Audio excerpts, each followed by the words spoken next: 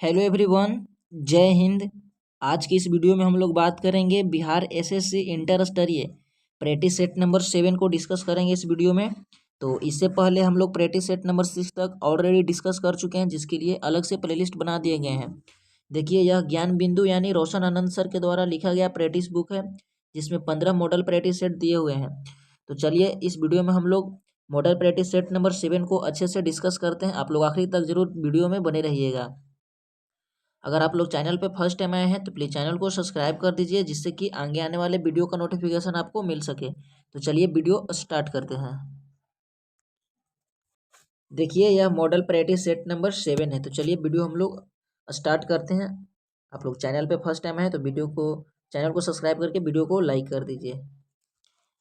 आज का प्रथम प्रश्न दिया हुआ है कि निम्नलिखित में से कौन सा सही नहीं है। तो इन चारों में से हमें यहाँ पे सही चूज करना है। देखिए, 1 किलोवाट बराबर 3.6 मेगा जूल, यह बिल्कुल सही दिया हुआ है।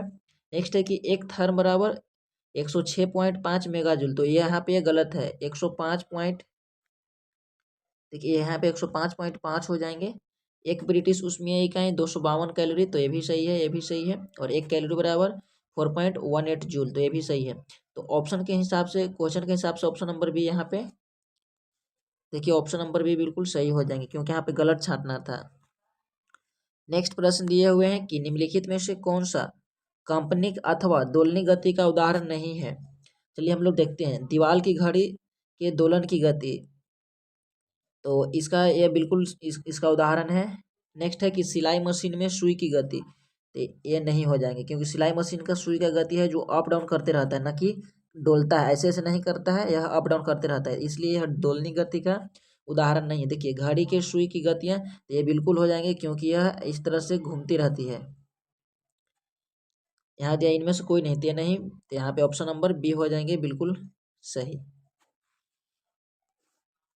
नेक्स्ट प्रश्न दिए हुए हैं। नेक्स्ट प्रश्न क्या है कि दिए गए शब्दों को अर्थ और तर्क के आधार पर व्यवस्थित करें। चलिए हम लोग इसे व्यवस्थित करते हैं। देखिए, सर्वप्रथम सबसे बड़ा इन चारों में से क्या होता है, गैलेक्सी। यह गैलेक्सी है। गैलेक्सी का एक भाग सूर्य है, जो कि सूर्य जो है गैलेक्सी का चारों ओर उसके केंद्र का चक्कर लगाते रहता है। और सूर्य का चक्कर कौन लगाता है, तो यह ग्रह लगाता है। और ग्रह का कौन चक्कर लगाता है, क्षुद्र ग्रह, क्योंकि इसे अगर आकार के हिसाब से देखा जाए तो गैलेक्सी बड़ा होते हैं, उसके बाद सूर्य हो जाएंगे, फिर उसके बाद ग्रह हो जाएंगे, उसके बाद क्षुद्र ग्रह हो जाएंगे। तो इस तरह से हम लोग देखिए 4, उसके बाद 1, फिर से यहाँ पे हो जाएंगे 3 और 2 हो जाएंगे। तो ऑप्शन नंबर डी हो जाएंगे बिल्कुल सही। नेक्स्ट प्रश्न है कि इंडोनेशिया की राजधानी कहाँ है। तो इंडोनेशिया की राजधानी पूछा है। देखिए, इंडोनेशिया की राजधानी पहले हम लोग जकार्ता पढ़ते थे, लेकिन अब इंडोनेशिया की राजधानी चेंज हो गया है। कहाँ हो गया है, तो नुसंतरा हो गया है। ऑप्शन नंबर सी बिल्कुल सही हो जाएंगे। नेक्स्ट प्रश्न है कि भारतीय संविधान की 11वीं अनुसूची द्वारा पंचायती राज संस्थाओं को दिए गए विषय में से कौन सा सम्मिलित नहीं है। इसमें से हमें सम्मिलित नहीं है, जिसे छांटना है। देखिए, पुस्तकालय, यहाँ पे दिया हुआ है कि पुस्तकालय, तो देखिए इसके 11वीं अनुसूची के पंचायती राज संस्था में पुस्तकालय का चर्चा है। नेक्स्ट है कि गैर परंपरागत ऊर्जा स्रोत, तो ये भी इसका चर्चा है। नेक्स्ट है कि सड़क, पुल, जलमार्ग तथा अन्य संचार साधन, तो ये भी इसका चर्चा है। यहाँ पे उच्च शिक्षा के बारे में उसमें चर्चा नहीं दिया गया है, इसलिए ऑप्शन नंबर डी हो जाएंगे। नेक्स्ट प्रश्न दिया हुआ है कि प्रथम आंग्लो बर्मा युद्ध, जो कि 1824 से 26 के बीच कौन सी संधि हुई थी। देखिए, प्रथम बर्मा युद्ध में कौन सा संधि हुआ था, तो उस संधि को नाम था याडबू की संधि। क्या था, तो याडबू की संधि, ऑप्शन नंबर डी हो जाएंगे। नेक्स्ट है कि आजादी के बाद भारत और नेपाल के बीच प्रथम शांति और मित्रता संधि किस वर्ष काठमांडू में हस्ताक्षरित की गई थी। यह वर्ष 1950 में किया गया था। ऑप्शन नंबर डी हो जाएंगे। और नेपाल अपने आप को पूर्ण स्वतंत्र कब घोषित किया है, तो 2008 में। यह भी प्रश्न पूछा जाता है। नेक्स्ट प्रश्न दिया हुआ है कि भारत का प्रवेश द्वार किस शहर को कहा जाता है। तो भारत का प्रवेश द्वार हो जाएंगे मुंबई। ऑप्शन नंबर बी बिल्कुल सही हो जाएंगे। हर्बल सिटी की अगर बात किया जाए तो यह कोलकाता को कहा जाता है हर्बल सिटी। यहाँ पे मसालों के बगीचा की बात किया जाए तो केरल को बात किया जाता है, केरल कहा जाता है। तो यहाँ पे कोची है जो कि केरल में स्थित है, तो आप इस तरह से ध्यान रखिएगा। नेक्स्ट प्रश्न दिया हुआ है कि मणिपुर का कौन सा समुदाय हर साल फसल के मौसम के बाद गान नगाई उत्सव मनाता है? तो कौन सा समुदाय मनाते हैं? देखिए, यह मनाते हैं जेली या रोंग्स। कौन हो जाएंगे? जेलिया रोंग्स। ऑप्शन नंबर डी हो जाएंगे। नेक्स्ट दिया हुआ है कि भारत ने golden city gate tourism award में गोल्डन एंड सिल्वर स्टार जीता है। यह समारोह किस देश में आयोजित किया गया था? देखिए, इस समारोह की बात किया जाए तो इसका आयोजन किया गया था जर्मनी में, जिसकी राजधानी बर्लिन है, वहीं पर था इसका आयोजन किया गया था। ऑप्शन नंबर सी हो जाएंगे। फ्रांस की राजधानी की बात किया जाए तो पेरिस हो जाएंगे। इटली का राजधानी कहाँ हो जाएंगे? और बताइएगा आप लोग कमेंट बॉक्स में। नेक्स्ट प्रश्न दिया हुआ है, नेक्स्ट प्रश्न क्या है कि सिक्किम को पूर्ण राज्य का दर्जा कब प्राप्त हुआ था? देखिए, सिक्किम को पूर्ण राज्य की दर्जा की बात किया जाए तो इसे दिया गया था 1975 में। ऑप्शन नंबर बी बिल्कुल सही हो जाएंगे। नेक्स्ट प्रश्न है कि भारत की सबसे पुरानी पर्वत श्रृंखला कौन सी है? तो सबसे पुरानी हो जाएंगे अरावली। ऑप्शन नंबर बी बिल्कुल सही हो जाएंगे। हिमालय है, जो कि यह नवीन बलित पर्वत है। ऑप्शन आप ऐसे भी ध्यान रखिएगा। नेक्स्ट प्रश्न दिया हुआ है, क्या है कि शुंग वंश का संस्थापक किस वंश को सेना का नायक था? यानी बेसिकली यह पूछ रहा है कि शुंग वंश का जो संस्थापक था कौन था? तो शुंग वंश के संस्थापक की बात किया जाए तो यह हो जाएंगे, यहाँ पे क्या पूछ रहा है कि शुंग वंश का संस्थापक किस वंश का सेना नायक था? आज सेना नायक पूछ रहा है, तो यहाँ मौर्य वंश का सेना नायक था शुंग वंश का संस्थापक। अगर शुंग वंश के संस्थापक की बात किया जाए तो किसने किया था? तो पुष्पमित्र शुंग ने किया था। पुष्पमित्र शुंग ने। नंद वंश हो जाएंगे, तो यह किस वंश संबंधित है? तो यह नंद वंश। नंद वंश के संस्थापक कौन हो जाएंगे? तो परम नंद हो जाएंगे। कुषाण वंश का कटफिसिस हो जाएंगे। और शिशुनाग किसका हो जाएंगे? कौन से वंश के हो जाएंगे? नेक्स्ट दिया हुआ है, बिहार का किस क्षेत्र में लोटा विद्रोह हुआ था? तो लोटा विद्रोह की बात किया जाए तो यह हुआ था बिहार के मुजफ्फरपुर में। 25 का ऑप्शन नंबर सी हो जाएंगे बिल्कुल सही। नेक्स्ट प्रश्न दिया हुआ है कि निम्न में से किस भारतीय को भारत रत्न एवं नोबेल पुरस्कार दोनों नवाजा गया था? तो यह मदर टेरेसा हो जाएंगे। इन्हें नोबेल पुरस्कार दिया गया था। देखिए, इनको नोबेल पुरस्कार दिया गया था 1969 में, और 79 में दिया गया था, माफ कीजिएगा, और 80 में इनको दिया गया था Bharat Ratna. Option number C हो जाएंगे। नेक्स्ट प्रश्न दिया हुआ है कि हाइड्रोजन बम किस सिद्धांत पे कार्य करता है? तो हाइड्रोजन बम की बात किया जाए तो यह अनियंत्रित नाभिकीय संलयन। देखिए, यहाँ पे कंफ्यूजन नहीं होइएगा नियंत्रित और अनियंत्रित, क्योंकि यह अनियंत्रित नाभिकीय संलयन के सिद्धांत पे कार्य करता है। ऑप्शन नंबर बी हो जाएंगे। नेक्स्ट प्रश्न दिया हुआ है, यहाँ पे एक न्यूमेरिकल है कि 500 वाट अनुमत का कोई विद्युत रेफ्रिजरेटर 8 घंटे प्रतिदिन चलाया जाता है तो 6 रुपये प्रति kWh की दर से 30 दिन में कितना हो जाएंगे? तो इसका एक फॉर्मूला होता है कि जितना यहाँ पे है सारे को यहाँ पे 30 दिन और 6 रुपये से गुना यहाँ पे भागा 1000 होता है। यहाँ पे एक जीरो और नहीं होंगे।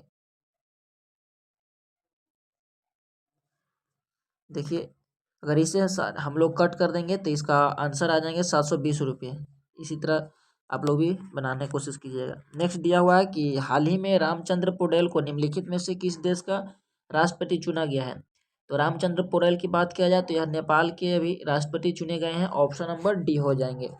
नेक्स्ट है कि भारतीय फिल्म डॉट डॉट के गीत के सर्वश्रेष्ठ मूल गीत के लिए प्रतिष्ठित अवार्ड यानी पुरस्कार जीता है। तो यह कौन से फिल्म का हो जाएंगे? हाल ही में ऑस्कर दिया गया है, तो यह 35 का हो जाएंगे। ऑप्शन नंबर बी यानी आरआर फिल्म का नाटू नाटू सॉन्ग है, जिसे 2023 का ऑस्कर पुरस्कार दिया गया है। नेक्स्ट प्रश्न दिए हुए हैं कि सूर्य की सीधी किरणें विषुवत वृत्त पर किस दिन पड़ती है? देखिए, विषुवत वृत्त की बात किया जाए तो इसका 21 मार्च और यहाँ पे 23 सितंबर को पड़ते हैं, यानी 1 और 2 हो जाएंगे, यानी ऑप्शन नंबर डी बिल्कुल सही हो जाएंगे। नेक्स्ट प्रश्न दिए हुए हैं कि भारतीय संविधान लिखने वाली संविधान सभा में अंतिम रूप से कितने सदस्य थे? तो अंतिम रूप से सदस्य देखिए, इसमें तो कुल यहाँ पे थे 389, लेकिन इसमें से 90 सदस्य थे जो इसमें भाग नहीं लिए थे, तो कुल जब अंतिम रूप से 299 बच गए थे, ऑप्शन नंबर सी हो जाएंगे। नेक्स्ट प्रश्न दिया हुआ है कि निम्नलिखित में से किस वर्ष मैकाले विवरण के आधार पर अंग्रेजी शिक्षा अधिनियम पारित किया गया था। तो मैकाले शिक्षा अधिनियम की बात किया जाए तो 1835 में, ऑप्शन नंबर बी हो जाएंगे बिल्कुल सही। नेक्स्ट है कि मेसोपोटामिया में सर्वप्रथम किस सभ्यता का उदय और विकास हुआ था। तो मेसोपोटामिया की अगर बात किया जाए तो इसमें सर्वप्रथम किसका उदय हुआ था, तो यह हुआ था सुमेर, ऑप्शन नंबर बी हो जाएंगे। यह बेबीलोन के पास था, जहीं पे यहीं पे सिकंदर का मृत्यु हुआ था। नेक्स्ट प्रश्न दिया हुआ है, अगर आप लोग को वीडियो अच्छे लग रहे हैं तो आप लोग वीडियो को लाइक कर सकते हैं, अन्यथा आप लोग वीडियो को आखिर तक जरूर देखिए, क्योंकि यह सारे ही प्रश्न लेवल का है। नेक्स्ट है कि भारतनाट्यम नृत्य की शुरुआत कहाँ हुई थी। तो भारतनाट्यम की अगर बात किया जाए तो इसकी शुरुआत हुई थी तमिलनाडु में। कुछ और नृत्य को हम लोग डिस्कस कर लेते हैं। आंध्र प्रदेश में कुचिपुड़ी हो जाएंगे। केरल से कौन सा नृत्य हो जाएंगे, तो कथकली केरल से हो जाएंगे। और उत्तर प्रदेश से हो जाएंगे नृत्य की बात किया जाए, देखिए उत्तर प्रदेश में तो दो नृत्य होते हैं, एक तो हो जाएंगे विदेशिया नृत्य हो जाएंगे, जो कि बिहार में भी यह प्रचलित है। और चलिए यहाँ पे एक ही आप लोग ध्यान रखिए, केरल में कुछ केरल में क्या हो जाएंगे कथकली, आंध्र प्रदेश में पुड़िया, सॉरी माफ कीजिएगा, आंध्र प्रदेश से कुचिपुड़ी हो जाएंगे। तो कुछ और नृत्य जो कि कई बार एग्जाम में पूछे गए हैं। नेक्स्ट प्रश्न दिए हुए हैं क्या है, नेक्स्ट प्रश्न है कि कार चलाते समय अपने पीछे के यातायात को देखने के लिए किस प्रकार के दर्पण का प्रयोग किया जाता है। इसमें उत्तल दर्पण का हम लोग प्रयोग करते हैं, ऑप्शन बी बिल्कुल सही हो जाएंगे। नेक्स्ट है कि प्रति चुंबकीय पदार्थ की चुंबकीय प्रकृति कैसी होती है। तो प्रति चुंबकीय की बात किया जाए तो इसका प्रकृति ऋणात्मक होती है, ऑप्शन नंबर बी हो जाएंगे। नेक्स्ट प्रश्न दिया हुआ है कि भारत के संविधान के मुख्य वस्तुकार के रूप में किसे जाना जाता है। देखिए भारतीय संविधान का जनक कहिए या मुख्य जो वस्तुकार कहिए, यह डॉक्टर बी.आर. अम्बेडकर जी को जाना जाता है। 50 का ऑप्शन नंबर डी हो जाएंगे। नेक्स्ट प्रश्न दिया हुआ है कि India after the history of the world's largest democracy नामक पुस्तक का रचयिता कौन थे। तो यह रामचंद्र गुहा हो जाएंगे, ऑप्शन नंबर भी बिल्कुल सही हो जाएंगे। नेक्स्ट दिया हुआ है कि दक्षिण अफ्रीका में प्रवास के दौरान महात्मा गांधी ने कौन सी जो पत्रिका थी प्रकाशित किया था। तो यह पत्रिका का नाम था इंडिया ओपिनियन, ऑप्शन नंबर भी बिल्कुल सही हो जाएंगे। नेक्स्ट प्रश्न दिए हुए हैं, नेक्स्ट प्रश्न दिया हुआ है कि निम्नलिखित में से किस नगर में संयुक्त राष्ट्र का मुख्यालय अवस्थित है। इसका संयुक्त राष्ट्र के मुख्यालय की बात किया जाए तो न्यूयॉर्क हो जाएंगे। देखिए वाशिंगटन डीसी से हम लोग वर्ल्ड बैंक का मुख्यालय, IMF इसका मुख्यालय कहाँ स्थित है, तो वाशिंगटन डीसी में है। नेक्स्ट प्रश्न दिया हुआ है कि स्वी क्या है कि स्विस फॉर्म IQ एयर जारी वर्ल्ड एयर इक्वलिटी में 2022 के अनुसार भारत का कौन सा रैंक है। तो भारत का रैंक की बात किया जाए तो 8वां हो जाएंगे। कुल इसमें 27 शहर हैं जो कि भारत को इस रैंक में शामिल हैं। नेक्स्ट प्रश्न दिया हुआ है कि अरावली वन्यजीव अभयारण्य में पक्षी जनगणना ने 161 नई प्रजातियों की पहचान की है। तो आरालम वन्यजीव अभयारण्य कहाँ स्थित है, देखिए यहाँ आरालम है, तो आरालम वन्यजीव अभयारण्य केरल में स्थित है, ऑप्शन नंबर बी बिल्कुल सही हो जाएंगे। नेक्स्ट प्रश्न है कि डोबे राइनर था, जो त्रिक की उपलब्धियां क्या थी। तो डोबे राइनर बेसिकली जो त्रिक का नियम दिया था, तो उसमें उन्होंने क्या किस बात को चर्चा किया था। देखिए डोबे राइनर की अगर बात किया जाए तो तत्वों के गुण धर्म को परमाणु द्रव्यमान के साथ जोड़ने का पहला प्रयास किया था, ऑप्शन डी हो जाएंगे। नेक्स्ट है कि परमाणु आकार किसके द्वारा निर्धारित किया जाता है। तो परमाणु आकार की अगर बात किया जाए तो यह निर्धारित किया जाता है परमाणु त्रिज्या के द्वारा, ऑप्शन सी बिल्कुल सही हो जाएंगे। नेक्स्ट प्रश्न दिए हुए हैं, जनहित याचिका क्या है कि जनहित याचिका किस न्यायालय में दायर की जा सकती है। यह सर्वोच्च न्यायालय और उच्च न्यायालय दोनों में ही दायर किए जा सकते हैं, ऑप्शन नंबर सी बिल्कुल सही हो जाएंगे। नेक्स्ट प्रश्न दिए हुए हैं कि जैव विविधता दिवस निम्नलिखित में से किस दिन को मनाया जाता है। तो यह प्रत्येक वर्ष, देखिए जैव विविधता दिवस प्रत्येक वर्ष का मनाए जाते हैं, तो यह मनाए जाते हैं 22 मई को, ऑप्शन नंबर डी हो जाएंगे।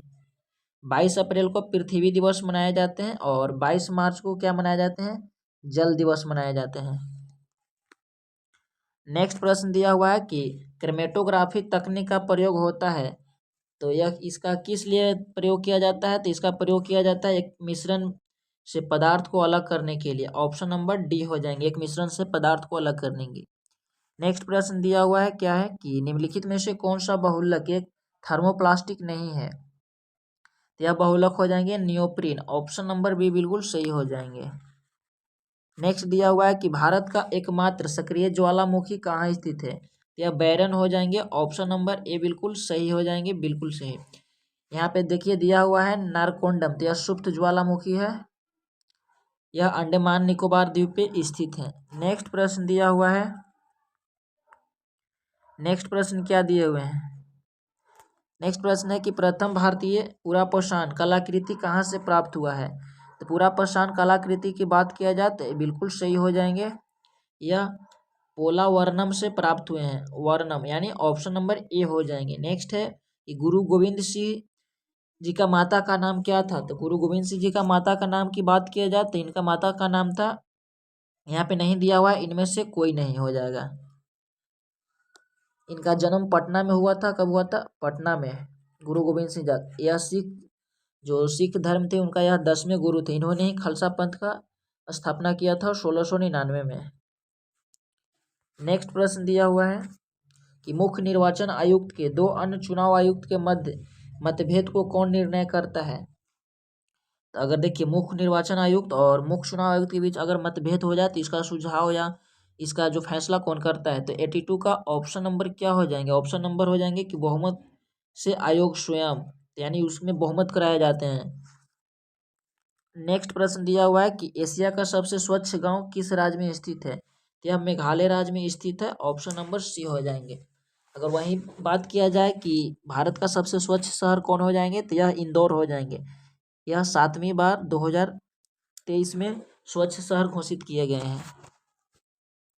नेक्स्ट प्रश्न दिया हुआ है क्या है कि हाल ही में श्री सोमनाथ संस्कृत विश्वविद्यालय द्वारा प्रकाशित सौराष्ट्र तमिल संगम प्रशस्ति पुस्तक का विमोचन किसने किया है? तो यह भारत के प्रधानमंत्री श्री नरेंद्र मोदी जी ने किए हैं। ऑप्शन नंबर बी बिल्कुल सही हो जाएंगे। नेक्स्ट प्रश्न दिए हुए हैं कि चिकित्सा के क्षेत्र में वर्ष 2023 का नोबेल पुरस्कार किसे प्रदान किया गया है? तो यह दिया गया है देखिए कैटलिन कैरिगो व डू विशमैन को। ऑप्शन नंबर सी बिल्कुल सही हो जाएंगे। नेक्स्ट प्रश्न है कि निम्नलिखित में से कौन से वित्तीय समावेश के लक्ष्य हैं? क्या है कि वित्तीय साक्षरता को बढ़ावा देना, बिल्कुल सही है। बिना नगद प्रयोग के वित्तीय लेन देन में बढ़ावा देना, बिल्कुल सही है, यानी डिजिटल मुद्रा के लिए लोगों को प्रोत्साहन करना। नेक्स्ट है कि प्रत्यक्ष निःशुल्क वित्तीय परामर्श उपलब्ध कराना, बिल्कुल सही है। इनमें से सभी हो जाएंगे ऑल ऑफ एबव। 88 का ऑप्शन नंबर डी हो जाएंगे। नेक्स्ट प्रश्न दिए हुए हैं क्या है? देखिए यहाँ पे मिलान करना है, सूची 1 को सूची 2 से मिलान करना है। देखिए यहाँ पे हो जाएंगे, यहाँ पे दिया हुआ है कि चूना, एक यहाँ पे दिया हुआ है बूझा चूना, तो 2 का 2 हो जाएंगे। और चूना की बात किया जाए, 1 मिनट इसको हम छोटा कर देते हैं जिससे कि आसानी से पता लग सके। तो 1 का 2 हो जाएंगे। बूझा हुआ चूना केवल चूना है, यहाँ पे दिया हुआ है बूझा हुआ चूना, तो इसका हो जाएंगे CaOH2। नेक्स्ट है जिप्सन, तो जिप्सन के हो जाएंगे CaSO4 2H2O। और यहाँ पे प्लास्टर ऑफ पेरिस है तो CaSO4 1/2H2O। इस तरह से ऑप्शन नंबर सी हो जाएंगे। नेक्स्ट प्रश्न दिए हुए हैं कि अमोनिया का यूरिया में परिवर्तन होता है, तो यह यकृत में होता है। ऑप्शन बी बिल्कुल सही हो जाएंगे। नेक्स्ट प्रश्न देखते हैं क्या दिया हुआ है। नेक्स्ट प्रश्न है कि सेफ्रेज मूवमेंट का संबंध है, तो यह महिला मत अधिकार से संबंधित है। ऑप्शन नंबर डी हो जाएंगे। नेक्स्ट प्रश्न है कि निम्नलिखित में से किन्हें राष्ट्रगुरु के नाम से जाना जाता था? तो यह जाना जाता था सुरेंद्र नाथ बनर्जी को। 98 का ऑप्शन नंबर ए हो जाएंगे, प्रथम सिविल सेवा पास करने वाले भारतीय थे। ऑप्शन नंबर ए बिल्कुल सही हो जाएंगे। नेक्स्ट है कि थीन किस पादप कोशिका द्वारा उत्सर्जित होता है? तो थीन ये होता है चाय की पत्तियों द्वारा। सिनकोना हो जाएंगे, सिनकोना के वृक्ष से। तंबाकू किससे प्राप्त होते हैं? तो यह कुनैन से प्राप्त होते हैं। और कॉफ़ी की बात किया जाए तो यह रोबस्टेक से हो जाएंगे। नेक्स्ट प्रश्न दिया हुआ है कि निम्न में से कौन सा नीलहरित शैवाल लाल सागर को लाल रंग प्रदान करता है, तो यह हो जाएंगे देखिए ट्राइकोडो अस्मियम एरिथ्रियम के कारण यह लाल रंग प्रतीत होता है। नेक्स्ट प्रश्न दिए हुए हैं। नेक्स्ट प्रश्न क्या है कि मनोरा का किला कहाँ स्थित है, तो मनोरा के किला की बात किया जाए तो यह स्थित है तमिलनाडु में, ऑप्शन नंबर बी हो जाएंगे। नेक्स्ट प्रश्न है कि भारत निर्वाचन आयोग किसे नेशनल आइकॉन के रूप में चुना है, तो यह भारत के पूर्व क्रिकेटर सचिन तेंदुलकर जी को चुना है, ऑप्शन नंबर ए बिल्कुल सही हो जाएंगे। नेक्स्ट प्रश्न दिया हुआ है कि देश भर में बाल देखभाल संस्था की निगरानी के लिए कौन सा पोर्टल लॉन्च किया गया है, तो यह कौन सा पोर्टल हो जाएंगे, तो यह मासी पोर्टल को लॉन्च किया गया, ऑप्शन नंबर ए बिल्कुल सही हो जाएंगे। नेक्स्ट प्रश्न है कि जलागढ़ किला बिहार के किस जिले में स्थित है, तो जलागढ़ किला की बात किया जाए तो यह बिहार के पूर्णिया में स्थित है, ऑप्शन सी बिल्कुल सही हो जाएंगे। नेक्स्ट प्रश्न चलिए देखते हैं हम लोग क्या दिया हुआ है। नेक्स्ट प्रश्न दिया हुआ है कि निम्न में से कौन सा एक सत्य नहीं है, तीन में से सत्य नहीं है यानी असत्य को छांटना है। देखिए प्रसिद्ध ब्लैक होल की घटना प्लासी युद्ध के बाद घटित हुआ था, यह बिल्कुल गलत है। देखिए घसीटी बेगम सिराजुद्दौला की मौसी थी जो सिराजुद्दौला को प्रबल विरोध थी, यह बिल्कुल सही है। सिराजुद्दौला के बाद बंगाल का नवाब मीर जाफर बना था, यह भी सही है। इतिहासकारों ने मीर जाफर को क्लाइव की गिदड़ की संज्ञा दी थी, तो ये भी सही है, यानी ऑप्शन नंबर भी बिल्कुल गलत है ऑप्शन के हिसाब से, ठीक माफ कीजिएगा क्वेश्चन के हिसाब से। नेक्स्ट प्रश्न है कि ऑपरेशन जीरो हावर का संबंध है, तो यह भारत छोड़ो आंदोलन क्विट इंडिया मूवमेंट 1942 में ऑपरेशन जीरो हावर चलाया गया था। देखिए भारत छोड़ो आंदोलन के व्यापक प्रसार देना, यानी यहाँ पे हो जाएगा भारत छोड़ो आंदोलन के दौरान महात्मा गांधी तथा कांग्रेस के मुख्य नेताओं को गिरफ्तारी, यानी 116 का क्या हो जाएंगे, ऑप्शन नंबर बी हो जाएंगे। नेक्स्ट है कि असंगत शब्द का चयन करना है, देखिए तो इसका क्या हो जाएंगे अरिस्थमाजा, ये सारे बीमारियां हैं लेकिन अरिस्थमाजा को छोड़कर। नेक्स्ट प्रश्न है कि निम्नलिखित में से किसका प्रयोग इकोकेड्रल के रूप में किया जाता है। देखिए इसमें से अगर बात किया जाए प्रयोग का तो यह किया जाता है, यह हो जाएंगे ट्राइकोडेसियम एरिथ्रियम को, ऑप्शन नंबर डी हो जाएंगे। नेक्स्ट है कि क्या है कि मंगोलिज्म रोग किसके कारण होता है, तो मंगोलिज्म रोग की बात किया जाए तो यह हो जाएंगे गुणसूत्रों को असंतुलन के कारण, यानी ऑप्शन नंबर डी हो जाएंगे। नेक्स्ट प्रश्न दिया हुआ है। नेक्स्ट प्रश्न क्या है कि निम्नलिखित में से कौन सा संविधान संशोधन राष्ट्रपति को किसी भी मामले में पुनः विचार के लिए मंत्रिमंडल को भेजने की शक्ति प्रदान करता है। यह 44वां संविधान संशोधन 1978 के द्वारा यह राष्ट्रपति को अधिकार दिया गया, ऑप्शन नंबर डी हो जाएंगे। नेक्स्ट है कि ओलंपिक ज्वाला किसका प्रतीक है, तो प्राचीन और आधुनिक खेलों के बीच का निरंतरता को, ऑप्शन नंबर बी हो जाएंगे। इसे 1928 में इस बात को चर्चा किया गया था और 1936 का ओलंपिक हुआ था तो उसमें जो ज्वाला को प्रतीक को जलाया गया था। नेक्स्ट प्रश्न देखते हैं क्या दिया हुआ है कि वह अर्थव्यवस्था जिसमें सरकार व निजी दोनों का उपक्रम हो उसे हम लोग मिश्रित अर्थव्यवस्था कहते हैं, ऑप्शन नंबर बी हो जाएंगे। नेक्स्ट प्रश्न देखते हैं क्या दिया हुआ है कि निम्नलिखित में से किसने 1857 की क्रांति को राष्ट्रीय क्रांति या नेशनल रिवोल्ट घोषित किया था, तो यह बेंजामिन डिज़रायली ने, ऑप्शन नंबर ए बिल्कुल सही हो जाएंगे। देखिए इसमें बीच बीच में अगर मैथमेटिक्स और रीजनिंग का प्रश्न आ रहे हैं क्योंकि सारे ही प्रश्न इसमें मिक्स होते हैं, तो इसके लिए आप लोग थोड़ा डिस्टर्ब नहीं होइएगा। नेक्स्ट है कि हैसियाकार यानी स्किल सेल बीमारी का क्या कारण है। एक तो इसमें हो जाएंगे अनुवांशिक विकृति हो जाएंगे और हो जाएंगे रक्त में ऑक्सीजन की कमी, यानी ऑप्शन नंबर डी हो जाएंगे बिल्कुल सही। नेक्स्ट दिया हुआ है कि मानव हृदय में त्रिवली कपाट किन दो अलिंदों के बीच में होता है। इसका बिल्कुल राइट हो जाएंगे कि दायां अलिंद और दायां निलय के बीच, ऑप्शन डी बिल्कुल सही हो जाएंगे। नेक्स्ट दिया हुआ है कि दिए गए शब्दों में तर्क के आधार पर व्यवस्थित करें। तो इसका अगर व्यवस्थित के बात किया जाए, देखिए पहले इसमें हो जाएंगे नक्की झील, उसके बाद हो जाएंगे माउंट आबू, फिर इसे हो जाएंगे राजस्थान, फिर यहाँ पे हो जाएंगे भारत और विश्व। तो यानी बढ़ते हुए क्रम में लिखना है, नक्की झील, माउंट आबू, राजस्थान, भारत और विश्व। ऑप्शन नंबर ए हो जाएंगे। नेक्स्ट है कि अबोर जनजाति किस राज्य से संबंधित है, तो यह अरुणाचल प्रदेश से संबंधित है। ऑप्शन बी बिल्कुल सही हो जाएंगे। नेक्स्ट प्रश्न देखते हैं क्या दिया हुआ है कि भारत के केंद्रीय सतर्कता आयोग का मुख्य कार्य क्या है। इसका मुख्य कार्य की बात किया जाए तो हो जाएंगे लोक सेवकों के विरुद्ध मामले की जांच पड़ताल करना। ऑप्शन नंबर डी हो जाएंगे। नेक्स्ट प्रश्न है कि टीसीए यानी ट्राइकार्बोक्सिलिक अम्ल चक्र किसके उत्पादन के पूरा होने के दौरान होने वाली महत्वपूर्ण घटना है। देखिए इसका सही जवाब हो जाएंगे कि CO2, NADH तथा FADH2। ऑप्शन नंबर डी हो जाएंगे। नेक्स्ट प्रश्न है कि निम्नलिखित में से कौन सा कार्बोहाइड्रेट नहीं है। तो इन चारों में से अगर बात की जाए कार्बोहाइड्रेट का, तो कौन सा नहीं हो जाएंगे, तो ग्लाइसिन हो जाएंगे, कार्बोहाइड्रेट नहीं है। बाकी यहाँ पे सुक्रोज, फ्रुक्टोज और ग्लाइकोजिन यह कार्बोहाइड्रेट है। ऑप्शन नंबर सी बिल्कुल सही हो जाएंगे। नेक्स्ट प्रश्न दिया हुआ है क्या है कि किस राज्य की जनसंख्या निम्नलिखित में से किसी कारक से प्रभावित होता है।